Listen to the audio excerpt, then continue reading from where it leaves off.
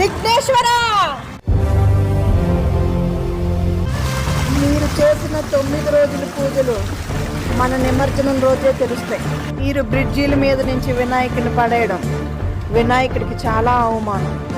మనం చేసిన 9 రోజుల పూజలు నిమజ్జనం రోజే తెలుస్తాయి. మన కన్న తండ్రి పరమేశ్వరుడి కోసం మన సనాతన ధర్మాన్ని కాపాడాలి. తన కన్న తల్లి పార్వతీదేవి కోసం మనం వినాయక చవితి చేయాలి. జై గణేష్ మహారాజ్ కి.